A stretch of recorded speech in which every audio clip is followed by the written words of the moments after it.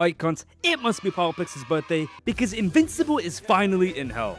Now, why is Invincible in hell and why was his ass so nonchalant about it? We'll get to that in a second.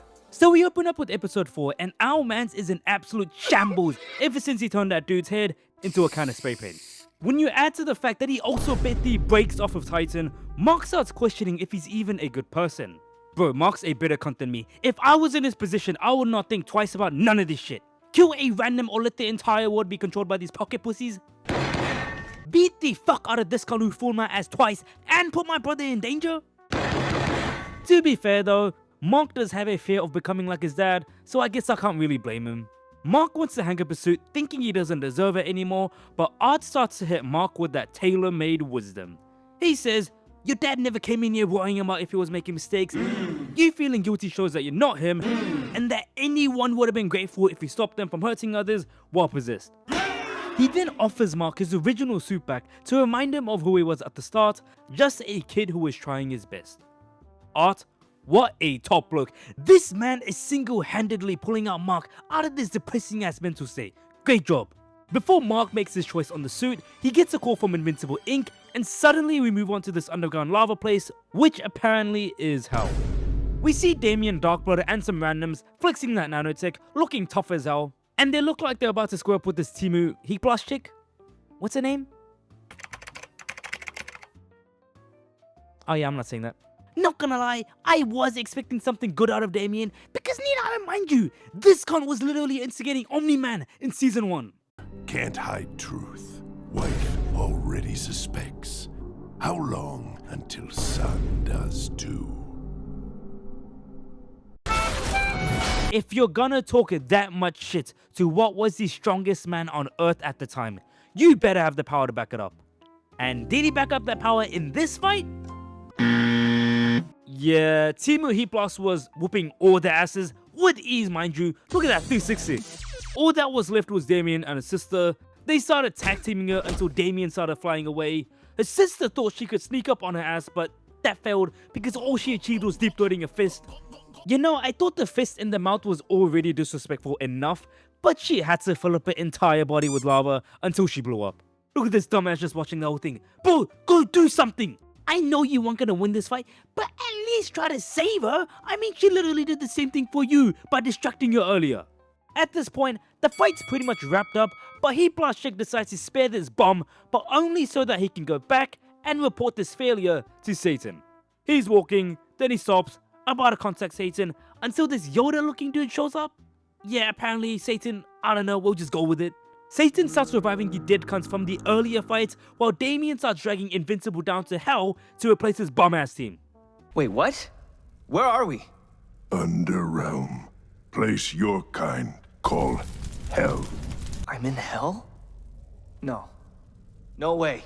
Oh no! Okay, first of all, why is this man so unfazed when he realizes it's hell? And second of all, Damien is way too fucking lucky. Because imagine if Mark was getting freaky with Eve and he started summoning him mid-stroke. We would have seen his ass more pissed off than fighting Conquest. Luckily though, well, not lucky for this chick at least, Mark was helping with this mummy at the time, so at least he's ready to run a fade.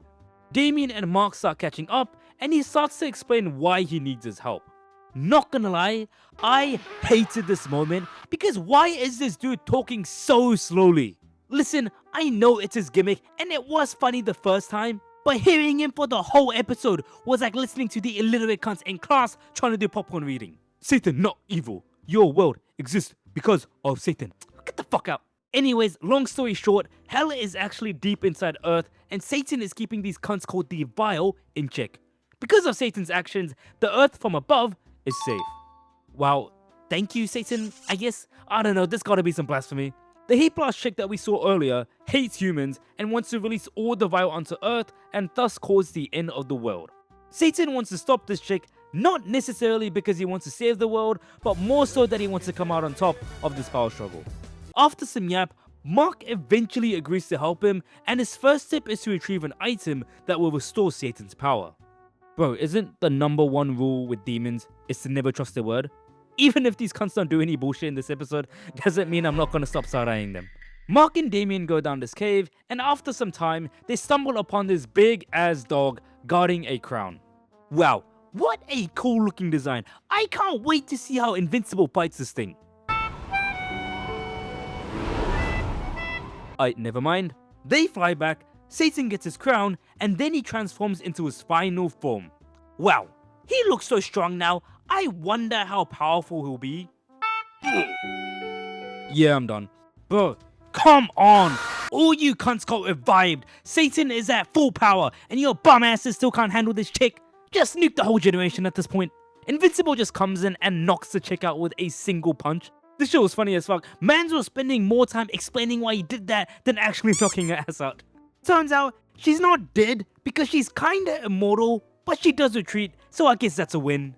The fight ain't completely over though, cause the vial does show up briefly to fuck up Invincible's fit, but he handles them with ease.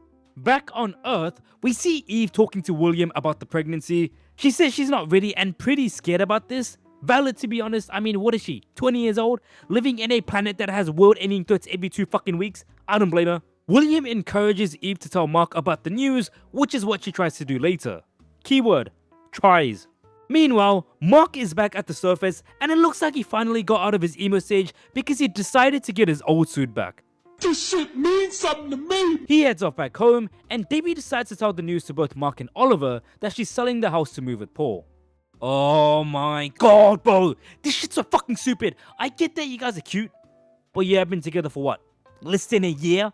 And you're not even married, but you want your own house together? Get the fuck out. The final scene of this episode is of Mark and Eve sitting on this fuck ass roof. Eve's about to drop the big news until Omni Man comes back home with the milk. Ayo, why you look chopped? Honestly, this episode was I liked 7 out of 10 to be honest. I liked the fact that there was some positivity coming into Mark's life, but the hell stuff was mid. Like, okay, cool, another world-ending threat got established, and it's gonna show up at a later point. Just get in the fucking line. I'm not even trying to say that I hate these stories in general, but considering where the plot is going right now, I feel like there's more pressing matters to discuss. Also, one last thing, please, Debbie, for the love of God, don't you dare go back to Omni Man. Debbie as a character is great. I absolutely adore her. She does such a great job at grounding this entire TV show as she shows her resilience, her courage, and strength to the exact same magnitude that the superheroes do. She's also undeniably gone through a fuck ton, so considering all that emotional turmoil, vulnerability, I personally think all her character progression will just be ruined if she just goes back to the cunt that nuked Chicago. I already don't have high hopes considering that they're ruining Paul's character with this whole moving in situation, but I guess we'll see in the upcoming episode. Anyways, cunts, that's it for this one. I'll see you guys for the next episode. You take care now. Bye bye.